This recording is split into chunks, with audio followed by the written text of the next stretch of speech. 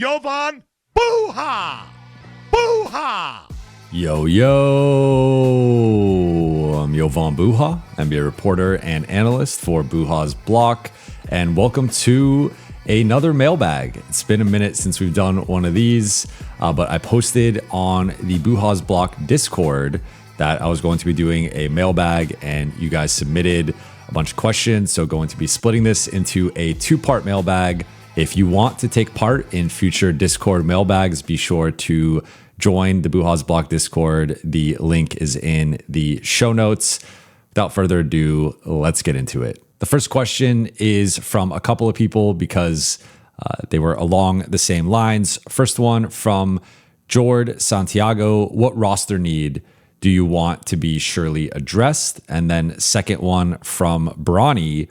What position group needs the most improvement? Me personally, I think center, since Ayton and Hayes both got destroyed by Chet and iHeart. Well, I think there are two positions that need to be improved, and they are two positions I've been talking about for years with the Lakers, and I've been talking about more recently over the past week as I have started to lay the foundation for a lot of the offseason content on the show. But first and foremost, I think the center position, to Bronny's point, needs to be addressed. I don't think DeAndre Ayton and Jackson Hayes are a good enough combination, especially when you look at the top teams in the West are not going anywhere.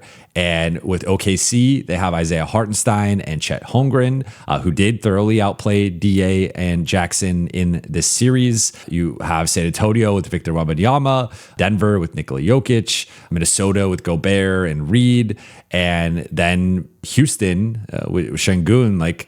DA was able to hold his own and outperform him in several games, but Şengün also had a couple of big games, and he's a young player in his early 20s who is an all-star, will likely make All-NBA third team this year, or at least get some votes for it, and should be a better player moving forward. So the competition at the top of the West is all-star and All-NBA type level centers, and I think the Lakers are gonna have to put together a better center group than an $8 million player in DeAndre Ayton and a $3.5 million player, $4 million player in Jackson Hayes. Now, you could argue that both players, based on their regular season production, should be paid more. With DA, it really depends what he wants, what he's looking for. I think if he does opt in and stay with the Lakers, it will most likely be in a bench role, but maybe the Lakers invest in the wing position, which I'm about to touch on, and DA is just a placeholder center, and maybe they add another minimum guy and they go with a three-headed center rotation and have some more insurance in case DA isn't playing well, or maybe it's not a great matchup for Jackson. Maybe you add a different type of center on a cheap deal that gives you just a different look, and you could go with DA, that center, or Jackson, depending on the night, depending on the matchup, depending on how they're performing. So it gives you a little bit of flexibility there. It's more center by committee. But the other position is the wing spot. And this would probably be my preference in terms of addressing. Again, I think ideally you address both. But as I've stated recently, I think it's more difficult to find an elite two-way wing. Those guys are either incredible bargains on rookie scale contracts and their teams are not looking to trade them, or they get paid handsomely and they're making $25+ million and they're still difficult to trade for and acquire. And if you look at, I would love a Jaden McDaniels on the Lakers. They're not getting him unless they're willing to give up Austin Reaves in a trade. And even then, I'm not sold that Minnesota would do that. I think both sides would want picks, and it would be a tough negotiation. Those elite all defense level wings who I think the Lakers would love to slot next to Luka Doncic and Austin Reaves. Those guys are just really difficult to acquire. I think LA needs a true two-way wing who can move Marcus Smart into a bench role. And it's not because Marcus isn't good enough. I think he was their fourth best player overall this season. And I think he'd be stepped up in a huge way, especially once Luka and Austin went out. It's more so Marcus has dealt with multiple injuries over the last few years. And I think as he's in his early 30s now, you just want to be careful about overtaxing him. I think if Marcus is your sixth or seventh man, you're in a pretty good position roster-wise. And so I think the Lakers need to acquire a new starting center and a new two-way wing. Now, it's easier said than done. And it's like there's also an element of, I've said this before, but I think it's whichever one is easier to acquire, or whichever one, whether that's free agency or via trade. If Lou Dort becomes available, or Isaiah Hartenstein becomes available, Jalen Suggs becomes available, whoever becomes available, that you feel like can fit that slot of what you need, I think you go down that path. But between the two, I do think it's harder to find the two-way wing. So if you have an avenue to acquire that player, I think you go down that, and maybe you could piece together the center rotation again, but at least add one more center, or maybe DA opts out and then you replace him with like a Robert Williams or Mitchell Robinson, something like that. But those are the two biggest needs for me, in addition to retaining Austin, retaining LeBron, hopefully retaining Marcus and Rui. If you could add those two positions and go into next year with a new center and a new wing, plus Luka, Austin, and LeBron, and then also have Marcus and Rui as your 6th and 7th men, I really like that top 7. Maybe Jackson's your 8th man, or you find a bargain with the room exception or a minimum exception. That player's your 8th man, Jackson's your 9th man, and that's your top 9.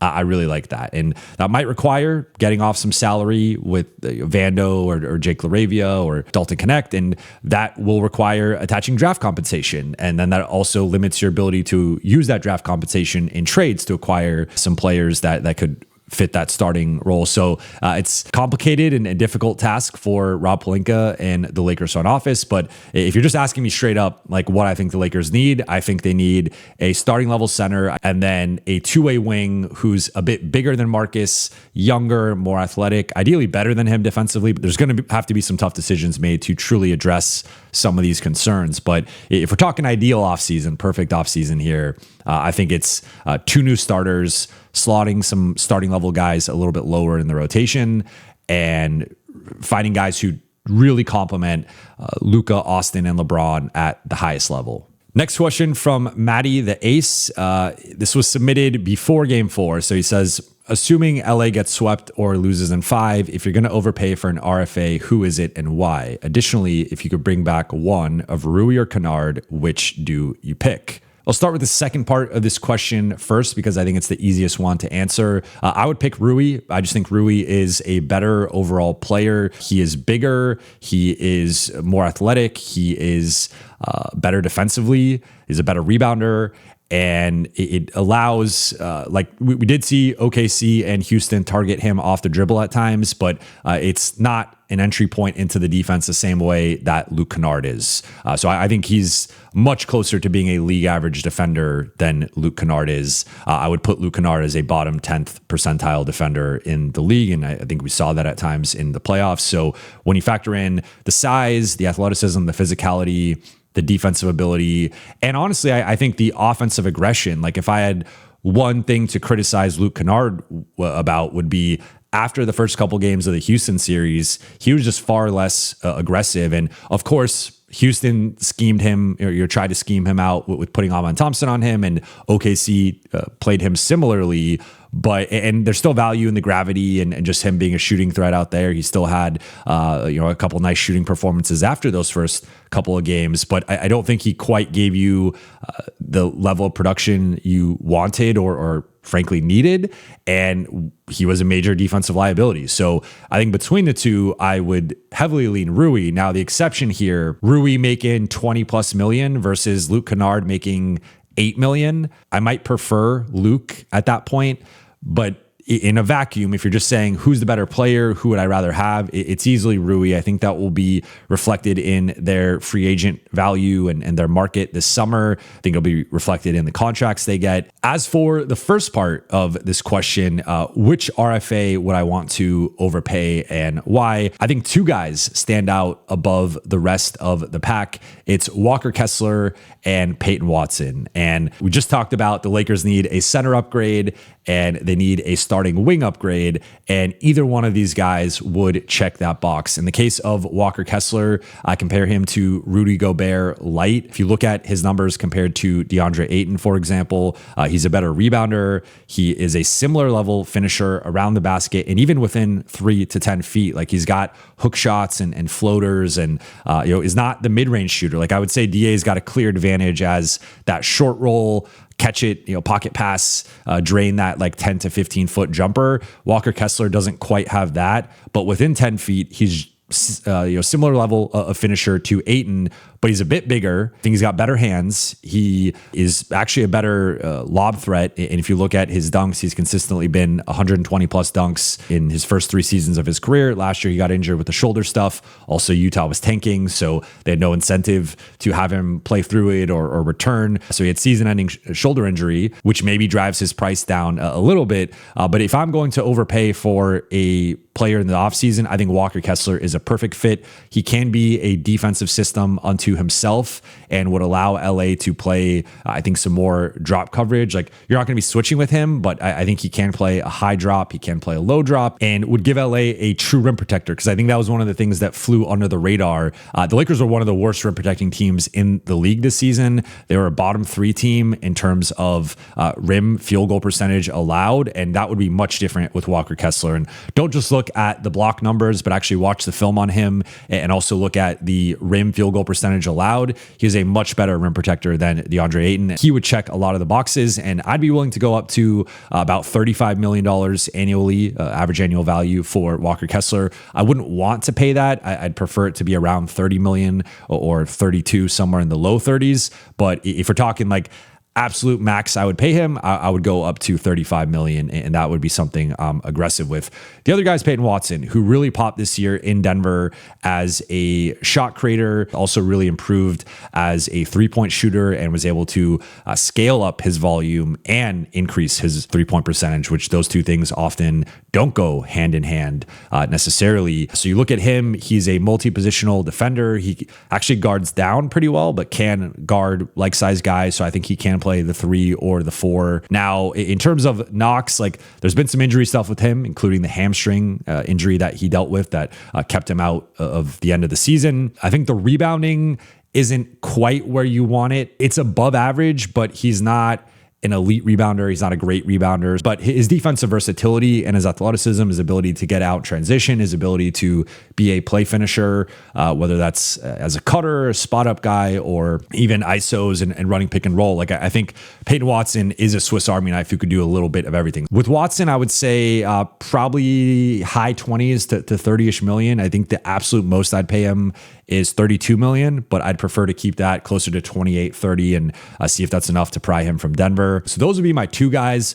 To a lesser degree, I would say Jalen Duren. I know a lot of people are out on him right now, and he has had a rough postseason, to say the least. There's been some processing stuff with him that just has not been to the level. Some people have even compared him to DeAndre Ayton, and the way that he's regressed in the playoffs, kind of similar to Ayton. I think overall his physicality and motor are still higher than DA's, and as a 22-year-old, I wouldn't feel great about paying him like 40 million, but if there was a way to get him under that, and if there was a way to get him more in the Walker Kessler price range or even a little bit lower, I would be open to that. But I think it's going to probably take something around 40-ish million to get Detroit to really think about it. And at that point, I'm probably just out on Duren at that price. If you could get him out of value, I think that's a different story. But based on the playoff struggles that he's had this postseason, I would be hesitant to I just would worry he's potentially a playoff dropper. Now, I do think he's young enough that we could be looking at this when he's 25, 26 and being like, remember that 2026 postseason, like, remember, he kind of struggled, but like, it's a distant memory, and he's just a monster. And like, this is a guy who got all defensive votes. He was an all-star this year. He's probably going to make All-NBA 3rd team. There's a proven nature with him that even if he's not quite that player in the playoffs, I still think he's not quite this bad. So I think you'd be betting on the upside. You'd be viewing him almost as like a buy low guy. 30 to 32, maybe 33, I'd go max. The other guy would be Tari Eason. He wanted 25 plus million going into the season. I don't think he's going to get that. So if he's somewhere in that like 15 to $18 million range, I would be open to that. And I think he could slot in as the starting wing and then move Marcus to a bench role. And it could be a situation where Marcus even closes over him. I wouldn't be opposed to that, but I would feel better about things adding a guy like Tari Eason. Now, The shooting is a bit of a concern because the first half of the season, he was an above 40% three-point shooter. The second half of the season, he was a below 30% three-point shooter. He did find his footing progressively in the series against the Lakers, but his shot just really fluctuates. Now, if you look at his career, he's about a league average shooter. Has a couple years above league average, a couple years below league average, but he's always in that 34 to 36% range. So I think taking that at face value, like that's just the type of shooter he is. So it's fine. And I think he'd get a higher shot quality in LA than he got in Houston. But you just have to bake that in that there is going to be some shooting variance with him. But I think the part that most appeals to me is the athleticism, the physicality, the length, the job he did at times against LeBron. I thought he did the best job against LeBron of maybe anyone in the playoffs. Like I guess you could throw Dort in there. LeBron had his way, to be clear, in the post a lot. I just think he's a pretty good defender, but it's also the rebounding. He's a good rebounder. Now, I think we saw in the series against the Lakers, like, he can struggle sometimes with decision-making processing. He can have some really bad turnovers. But I think at the right price, I would be open to Tari Eason. If it's $20 million or above, I think that's too expensive. Even 18, I'm a little like non-taxpayer MLE level money, 100%. I'm in a little bit more, maybe. Anything more than that, I think, 20-ish is where I start to probably be out on him. But, there are the four names. I would say Kessler, Watson, Duren, Eason, probably in that order. Next one from Legoat. Come the offseason, should the Lakers prioritize a premier center such as Allen, Claxton, etc., and wing depth like Thibault, Oubre, etc., or a premier wing like Watson, Suggs, etc., and center depth like Robert Williams? This is a great question in line with a lot of the conversation we've had up to this point. Between the two, I would prioritize the premier wing and go with the cheaper centers, especially with the two names you mentioned in particular. Like, I like Allen, I like Claxton. I think there are questions about, at least with Allen, we've seen at times maybe like the toughness or the physicality in the playoffs hasn't been exactly what you've wanted. We haven't seeded Claxton in the playoffs in several years, but I would assume that would be a similar limitation. Now, that doesn't mean they don't have utility. That doesn't mean they don't have value. I think between the two, I'd actually probably prefer Claxton, especially because he's a little bit cheaper than Allen. Allen's a better rebounder. He's a little bit bigger than Claxton. So, I mean, they're pretty similar guys in terms of their strengths and weaknesses. I think Claxton's a little bit more versatile defensively, but both are athletic and nimble and good lob threats. Claxton's also got, I think, some DHO and passing around the elbows and above the arc to a different level than Allen. But I would probably prefer, I guess if it's just like, if you could get Robert Williams and a Watson or a Suggs, I would prefer that. For me, this is really context based in terms of, I need to know like the specific names. For example, if you said Peyton Watson and Robert Williams, or Jalen Suggs and Robert Williams versus like Claxton and Thibault or Claxton and Oubre, I would take the Watson/Suggs plus Robert Williams side of it. But if you say like Kessler or Duren plus one of those cheaper wings, I might take that side. So it really depends on the specific names for me. In general, I would err on the side of the two-way wings being slightly harder to acquire and you having better odds of finding some bargain on the center market. Whereas two-way wings, it's hard for them to be undervalued. It's hard for them to be overlooked. There are always exceptions, but if you are a two-way wing of a certain caliber, you're going to be paid at a high level. So I just think it's harder to find those values at the wing spot. Ideally, you do both. Ideally, you add two starting level players at both spots and invest in both. But based on some of the cap restraints for the Lakers here, when factoring in, they will also want to retain some of their own free agents. I think I would be okay with saving on one, and between the two, probably saving on the center spot. Next question from Reaves Depressed Soldier. Why is the AR discussion from this series so negative when his production has been in line with other star guards versus OKC? Austin is a polarizing player, and you just have to tune in to one of my post-game shows to understand that, get the reaction from both sides. Like, regardless of how well Austin plays or how poorly Austin plays, there's going to be people defending him and there's going to be people criticizing him. I mean, a big thing has been he's obviously in a contract year, and a lot is being made about his next contract and where he slots and where he fits in the Lakers hierarchy. And he's been under the microscope this year because every game, every performance has been building towards his next contract and what his value truly is, right? So I think part of it has been that, and there's just been a lot of pressure, a lot of speculation, a lot of spotlight and attention on Austin this year, and every little thing has been overanalyzed, over-scrutinized. Now, to your point, I'm going to put the graphic up here, but if you look at Austin's averages in the series,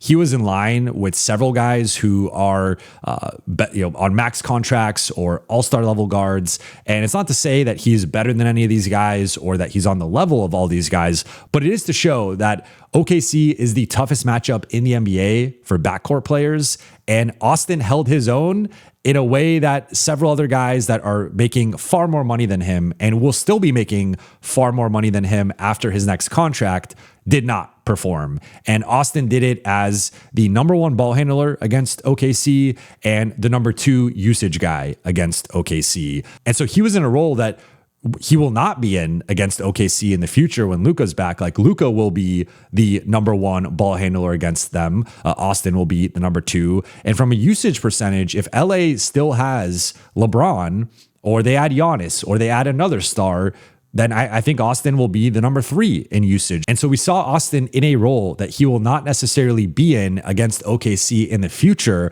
I think he'll be slotted a little bit lower in the hierarchy, but even being in a tougher role, even with not having much time to recover and get his legs under him, like I don't think he was the same player physically that he was before the injury. I think it's very clear on film that Austin was not as quick, did not have his handle or his shot to the same level, and that was reflected with some of the turnovers and the shooting numbers that he had, particularly from deep. He was not the same level of player, but he still found ways to be effective. He still found ways to get downhill, create separation. He did much better against OKC after game 1. Game 1 was an abject disaster. Games 2 to games 4, he was much better. For the series, averaged 21 points and 7 assists against OKC. If you take out game 1, which is obviously favorable for Austin, but I did take him a game to start to figure out the OKC defense and for the Lakers to make some adjustments with how they used him. Games 2 to games 4, he averaged 25 points per game, 7 assists per game, shot 51% overall and 39% on threes. So if I told you Austin averaged 25 and 7 on 51% shooting and 39% against OKC, you would take that 10 out of 10 times. Now, there will be some pushback here, and I understand. I think the things to be critical of were the turnovers are far too high. Like game 4, 8 turnovers that really cost the Lakers. Now, again, I would also state that he's not going to be the primary ball handler against them, and he'll be more of a secondary guy. But he struggled with turnovers against OKC and several elite teams all season. So that's a real concern, and that's a real thing that he has to address this offseason in terms of getting better with his handle and his decision making against some of these elite defenses that are going to pressure him. And when they throw the blitzes, when they're in rotation, he's got to make better reads there. You also have to look at the defense, where the numbers are not showing the defensive end, but he was targeted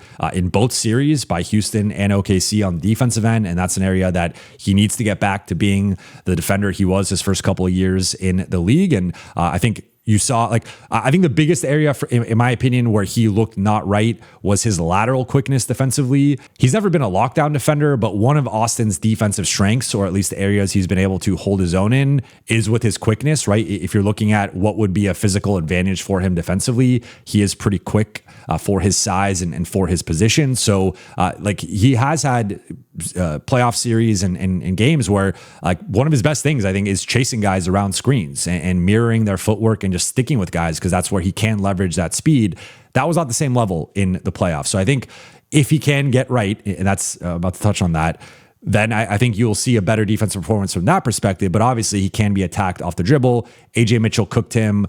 He can be, when he's mismatches in the paint, it's Chet, Isaiah Hartenstein, Şengün. Those guys are getting offensive rebounds. Those guys are getting putbacks. Like, that's a real limitation with him defensively. The other thing would be the three-point shooting, which to me is arguably the biggest concern. His three-point shooting has been bad for 3 straight postseasons. Some of the stuff with the turnovers, some of the stuff with the defense, I think that could all be better in the future. The three-point shooting, we do have enough of a sample size here where that one I'm a little bit more concerned with that and again, it's probably related to the physical component here of his body holding up, but he just has not been able to maintain his jumper into the playoffs, and that would be something I am slightly concerned with. And then the final thing would just be overall, it's now been 3 straight postseasons where he's been dealing with something. Now, it only really impacted his games played this season with the calf injury during the middle portion of the season, and then eventually the oblique injury. But if you go back to last postseason with the toe stuff, and I just constantly having some lower extremity stuff that I think affects his physical state and also affects his jumper to a degree, and something he's going to have to address either with his body or his play style or something, because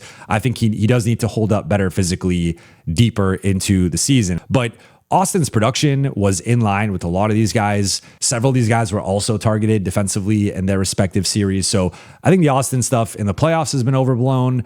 If we're looking back, like people have retroactively applied this. Well, he's never scored over 23 points, which he did twice in the OKC series. But like before that point, he's never scored over 23 points in a playoff series. But Austin, if you go back and look at Austin's usage and his role slotting, like people have had revisionist history of acting like he was some top 3 option, and go back to the first playoff run. He was 5th in the team in usage among the primary rotation. It was LeBron, AD, D'Lo, and Malik Beasley had a higher usage percentage. So Malik Beasley didn't play. I think he played in 11 of the 16 playoff games. Put him to the side because he's obviously playing a smaller role than Austin. But even then, Austin was behind D'Lo by several usage points and was the 4th option during that playoff run. And he was awesome in that playoff run.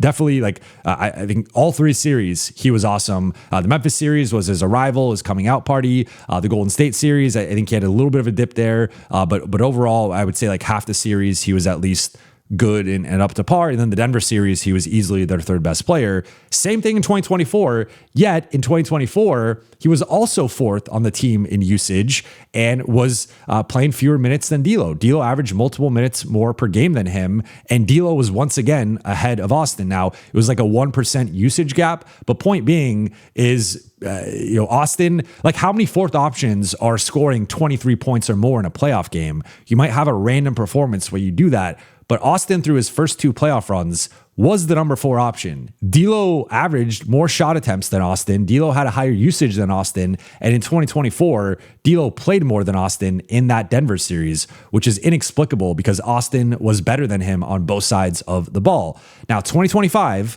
Austin gets scaled up into that 3rd role behind Luka and LeBron, and he struggled. Now, we later found out that he was dealing with the toe stuff, but I'm not going to use that as an excuse. Like, he was not up to par of what LA needed in that series. He was not up to par of being a true number 3. But this postseason, he now comes back and is the number 2 behind LeBron, number 1 ball handler, but number 2 in usage. And he was much better than even last season. Like if you had this version of Austin in last playoffs against the Wolves, I think the Lakers at least pushed that series to 6 games. So like Austin was objectively better in this playoffs than he was last playoffs.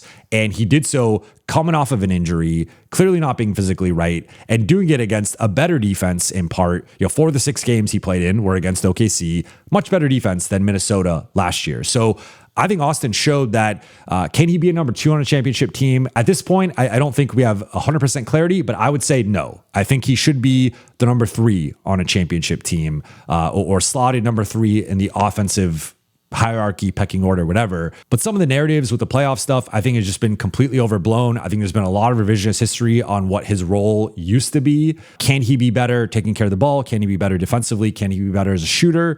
And does he need to work on his body to hold up better? Yes, yes, yes, yes. All those things are yes. But even with some of those struggles, and he clearly struggled in some regards, I think people are acting like he was absolutely atrocious when averaging 21-7 against the Oklahoma City Thunder is just objectively good. And again, you look at the class of guards that have gone up against them in playoff series over the last couple of years, and Austin is in line or near the top. And even in factoring in some of his shooting struggles, like looking at true shooting and effective field goal percentage, he's right there with all those guys. And so can he be better? Yes. Are there some limitations and weaknesses with Austin that you have to game plan around? Yes. Is the fit with Luka and Austin perfect? No. I think there's an open-ended question as to like whether they truly can be 2 of the top 3 guys together on a championship team. But some of the takes with Austin, some of the analysis, I think has just been completely overblown, completely misinformed, and just inaccurate. And, that's my take on the Austin discourse. Next one from Kane. If LeBron wants similar to what he's making right now, what should the Lakers do? This question was submitted before some of the recent reporting coming out from the LeBron/Clutch side about LeBron and his value and feeling a bit taken advantage of by the Lakers and LA having to court him to some degree this summer and really sell him and pitch him on taking a pay cut. So this is a very timely question. And I don't have a great answer for you.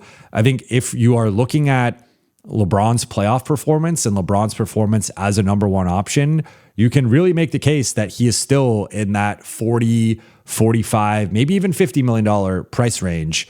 But based on the Lakers' finances, there is a path here for them to just run it back, use bird rights on LeBron, on Rui, on Marcus, on Luke, and just run it back with the same group, depending on where some of those numbers come in. Maybe let's just say, for simplicity's sake, they run it back and you just use the non-taxpayer mid-level exception on one player. So you have 15, 16 million to add one guy and then a bunch of minimum contracts. Like, the question is that enough for the Lakers to truly contend? And I would say no. I think if you run it back with this core and just add one mid-level player, which you might not even be able to get a starting level player for that money. And I think LA needs two more starting level players, not just one.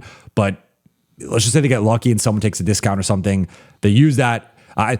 Quite frankly, based on Marcus's bird rights, you might have to use the mid-level or part of it on him to retain him. I don't think the bump on his contract is going to be enough to keep him with the market I think Marcus is about to have. But for argument's sake, let's just say Marcus accepts the bird right bump that the Lakers can give him, and they use that non-taxpayer MLE. They get a Mitchell Robinson or Kelly Oubre or someone like that. Is just adding that player to this group enough? I would say no. And I just don't think that makes enough of a difference. It could be a step in the right direction, but I don't think that materially changes the Lakers' ability to compete with OKC or San Antonio. So I think the big thing here is for LA to really improve the roster, they need to use their cap space. Again, you can run it back and you can maybe do some sign-in trades or later flip guys in the season or whatever. There are ways to improve the roster at some point down the line. But if you're trying to build a roster now, the primary way to do that is going to be with that cap space and to either sign someone or trade for someone or both. And so that is going to require LeBron to take a pay cut. And the question is, of course, where's that number? What is the number that is high enough for LeBron where he doesn't feel disrespected, where he feels valued? And where's that number that's low enough for the Lakers where they can still make improvements to the roster? I've thrown out, I think, 20 to 25 million. Reason being, that's more than LeBron will get from his primary suitors. If you look at the teams that he's been attached to, they all have between either minimum contracts to upwards of the non-taxpayer MLE, which starts out about 15, 16 million or so. So if you're offering LeBron 20 million or 25 million, you're going above that 16 million and much higher than the minimum, but you're not quite at that $50 million level. So, but based on the reporting from this week and some of the stuff that's come out, it doesn't seem like that's the way he views it. Doesn't seem like that would be a number he'd be interested in. So it feels like the Lakers are going to have to court him, are going to have to make him feel valued, or are going to have to make him feel appreciated, and then also sell him on taking a pay cut and have a plan in place of not just running it back and saying, okay, well, we want to pay Rui and Marcus, and so we need you to take a pay cut. It needs to be, we need you to take a pay cut because we're getting Walker Kessler or Jalen Duren or Peyton Watson or someone like that. That's really going to make a difference to our roster. If it's a binary decision of LeBron tells the Lakers 50 million or bust, this is just speculation here, so please do not aggregate me. But my read on that situation would be the Lakers would just say, we're going to pass and we're not going to sign you to that type of contract. So I do think if they come to some sort of agreement, it will be at a lower number. Maybe the Lakers go up to even 30 million. I think that's probably the most they would realistically do. I do not see the Lakers paying him 35, 40, 45, 50. The one way that would make some sense is, again, if they don't like their options in free agency in the trade market, they decide to just run it back, pay guys with bird rights, and then try to do some moves later into the season ahead of the trade deadline. You could go that route, but that is sort of kicking the can down the road. That is I think just not making enough of an improvement to the roster. And I would wonder how Luka would feel about that, of just, let's run it back, but like hope in the future that we can trade some of these guys and make some moves. Like, I think it would be better to build the roster now. And so it's a tough question to answer in a vacuum, but if LeBron wants 45, 50 million, I don't think the Lakers are going to pay him that much. And I think it sets up a potentially awkward situation. I think from the Lakers side, you're going to be like, well, you might be worth that, right? And you showed that you're an all-star. You still put up good numbers. You were the number one option on a team that won a first-round playoff series. But you also want to win championships. And with our current finances, the way to win championships is to improve the roster. And to do that, we need you to take a pay cut. And also, even with taking the pay cut, you're going to be getting much more money than anywhere else. And so it's like, if the Lakers are like, we'll pay you $25 million, but Cleveland can pay you the minimum, like, you really want to take $22 million less than what we're offering you, or 21, whatever the difference ends up being, and go to Cleveland and have to relocate? Does he want to go through that and make far less money? And that's just a question that only LeBron can answer, right? But I still think they find some common ground, but it is going to be at a number that's probably lower than LeBron wants. And it might end up being a number that's maybe higher than the Lakers want. But I still think that the best outcome for both parties is for them to end up together at an appropriate number. Who knows? Maybe the number gets low enough where a team is able to step in and be like, we want to sign and trade for LeBron, or they could even clear enough cap space where, like, no one has 50 million in cap space necessarily outside of Chicago and Brooklyn, but can someone get to 20 million in cap space and actually make the Lakers sweat? That's a possibility here. And so in a binary sense, I would say the Lakers are not going to pay him 45, 50 million. I just don't see that happening. Again, maybe there's an exception where the free agent market does not go in LA's favor. The trade market doesn't really materialize, and the best option is to run it back and then to try to make some moves down the road. But I think that would be really disappointing for the fan base with how big of an offseason this is. And so I think if the two sides do agree to some sort of deal, which I still think is the most likely scenario, it is going to be at a lower price, somewhere in that $20 to $25 million range, maybe upwards of 30. But I don't see it going much, if higher at all. And final one from Teskey: Rui has been great, but I don't think he should be back. I don't think people realize, he puts in quotes, not you, how much bringing these same guys back basically means we're running it back with a team that isn't even a true contender and would waste all of next year, in my opinion. To the spirit of this question, I've talked about this several times before, where oftentimes when I see people proposing some form of the Lakers roster, it is far too aggressive in terms of, they're like, can we add these three players who are all going to be making double-digit millions and keep LeBron and keep Marcus and keep Rui, and then like dump Vando and DA and all these guys for like one first-round pick? And it's just like, that's not realistic. That's not how this is going to play out. And so I think from the Lakers' perspective, they are going to prioritize Austin and finding a number that is appropriate for both sides there. They'll keep him on that cap hold and operate with the cap space and make their moves, but eventually sign Austin, but they'll agree to it beforehand. Then there'll be the matter of what happens with LeBron and his contract, and if he is back or not. Then I think Marcus will be the priority, and then Rui fourth behind that. And just look at how Rob Pelinka answered some of the questions at exit interviews. He had far more conviction talking about Austin Reaves and the mutual interest and how they view him as a part of the future, and how he's expressed interest in staying and how the Lakers want him to stay, compared to LeBron and Rui. I think reading between the tea leaves with Rui and basically anyone that's not Austin, I think there is some wiggle room in terms of LA is not like 100% or even like 95% bringing them back. Whereas Austin, I think he's going to be back. It's just what the number looks like. So with Rui, I think it depends on the alternatives here, right? There are pathways in which, like, to me, again, it's Austin and LeBron and Marcus, and those are the top three guys to retain. And then once you get to Rui, that's the point for me where it really just depends on what type of contract he wants, what type of contract, what's his market, and then also what are the alternatives?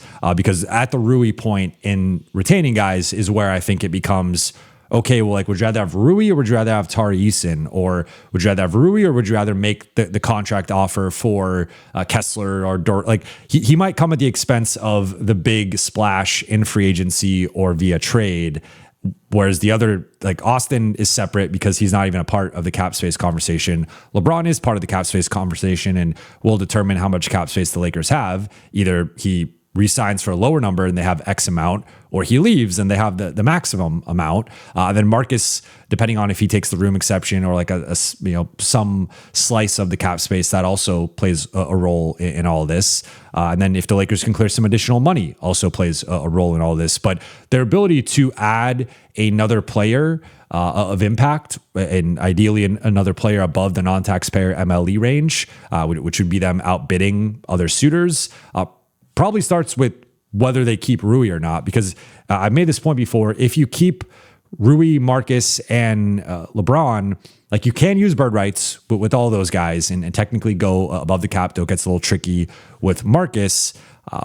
But then you're basically just running it back, right? Like there's a scenario in which maybe you have a little bit of cap space left over if they all take discounts. And so Rui might be the point of, what's the alternative? If you can get the RFA, if you can get the Lou Dort or whoever off the trade market, you go that route. If you don't, if all the RFAs and top free agents re-sign or sign elsewhere, if the trade market doesn't really materialize, or maybe those guys are available, but they don't want to trade them to the Lakers for a variety of reasons, then I think you look at Rui and you're like, okay, maybe we do run it back to some extent, or maybe at that point you have lost LeBron and it does make more sense to keep Rui or whatever. So there's a lot, like with all these answers, there's just a lot of nuance and a lot of if A, then B, then C, or if A, then B, then D. Like it just can go in so many different ways that it's really tough to give blanket statements with all of the offseason analysis as of right now. So I'm trying to talk through different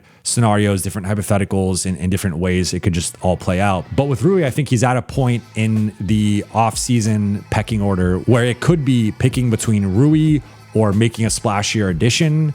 And that's just going to be something the Lakers are going to have to figure out and figure out how much they value him compared to some of the other options out there. But with all that said, I appreciate you guys watching and listening. I'll be back later in the week. Be on the lookout on YouTube and X and Discord. I will talk to you all soon.